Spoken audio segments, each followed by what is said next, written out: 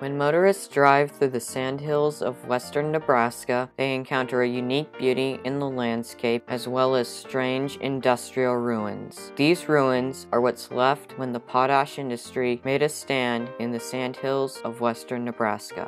Potash, once called Sandhills Gold, is mostly potassium carbonate. It was used to manufacture products as diverse as glass and soap. However, the primary demand for potash was as a fertilizer additive used by American farmers. Before 1914, Germany was the world's largest producer of potash. American fertilizer companies were at the mercy of the German Kali Syndicate. In 1909, Carl Modisett, an assistant in the geology department at the University of Nebraska, analyzed alkali salt samples from western Nebraska lakes. His imagination was ignited by the high potassium content, and he conferred with John Show, also a Nebraska graduate. Both knew the price of potash had remained stable until 1911, when it began to rise due to the unsettled political situation in Europe. German sources were becoming expensive and politically unreliable. Together, Modisett and Show were determined to explore the sandhills. They covered hundreds of miles and took many samples. In 1912, the young explorers decided to file mineral claims on Jesse Lake, the richest source in the entire section. Their goal was to overcome past obstacles and challenges by taking a stand in the sandhills in order to pioneer an American-based industry and free America from the grip of the German cartel. They first created a recovery process to mine and crystallize the potassium through an evaporation process. Secondly, they needed to raise capital. Initially discouraged, they finally succeeded in scraping together $18,000 to buy old boilers and a pump to begin production.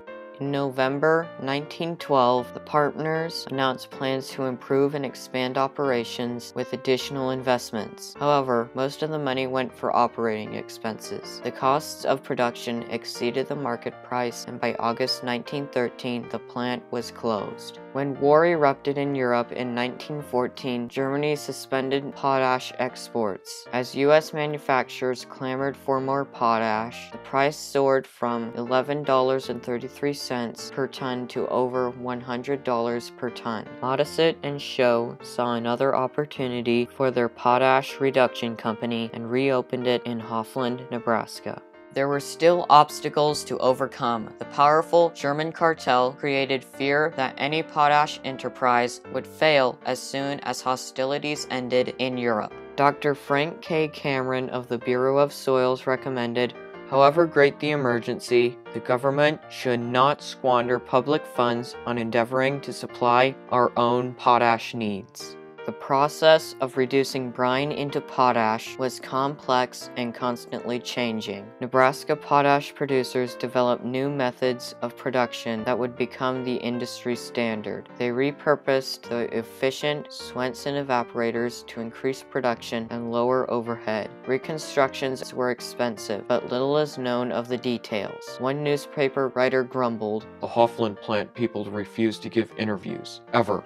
Initially, plants were located on the lake and potash was transported to the railroad, but shipping costs were high. In 1915, the decision was made to locate the plant near the railroad and lay a pipeline to the lake, making it more cost-effective long-term. By November 1917, this new Nebraska industry was flourishing. The plants were producing 100-plus tons, resulting in a net profit of $7,000 daily. The two former chemistry students were suddenly wealthy. Their shareholders were paid dividends each month equal to their entire original investment. The profit potential did not go unnoticed. The potash industry continued to grow. Heber Horde, owner of the Lakeside Ranch Company, entered the field when he opened Horde Alkali Products Company. A third plant, the American Potash Company, was built near Antioch. Antioch would become the largest and wealthiest of the potash towns. It eventually became home to 5 potash plants. The Antioch News proudly stated,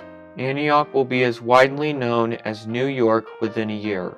Despite the fact that most Nebraska potash was used as a fertilizer, a misconception that the plants produced a vital product for munitions used in the war can be traced to 1917 when Land Commissioner Shumway and Secretary of State Charles Poole issued a press release stating they would not tolerate any delays in potash production because our country needs the product for munitions. Given the patriotic furor, newspaper writers perpetuated the incorrect assumption. Plant owners did nothing to correct the error and let others expound on the patriotic work of their industry.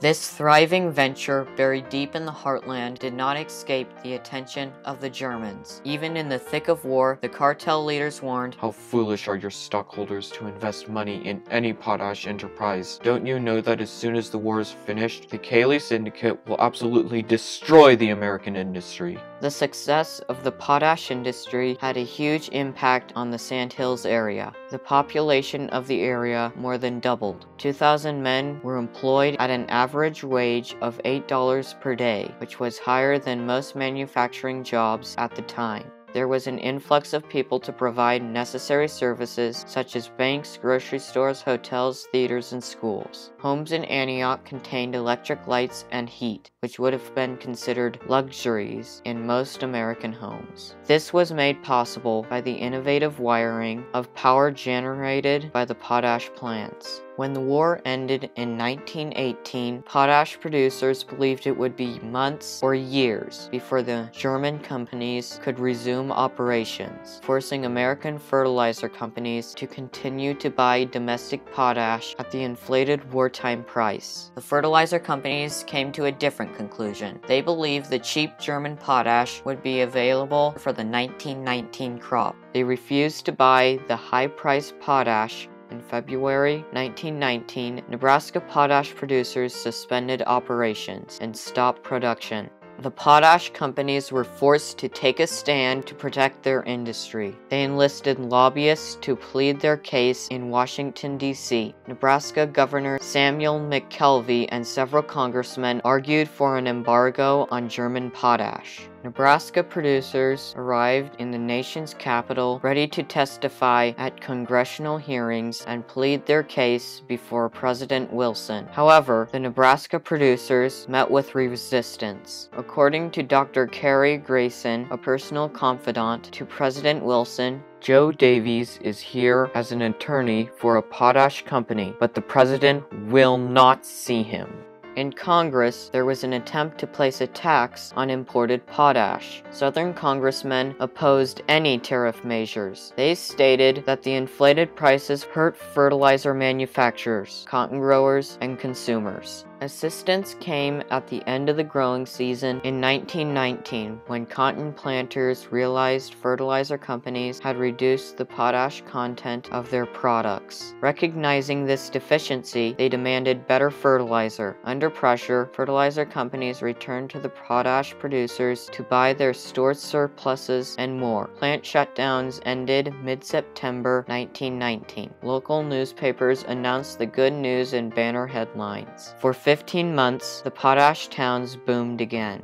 Optimism for the future of the industry was not shared by plant owners. The market price of potash remained dangerously low, and there was not enough support in Congress for a protective tariff. A coal strike in Wyoming was making it difficult to get the necessary coal needed to operate the plants. In addition, the amount of dissolved potash in the lakes rapidly decreased. The companies realized this, but the results of chemical analysis of lake water was a closely guarded secret. The end would come quickly. In 1921, full-scale operations stopped, and by 1922, the Antioch News reported the last potash transaction.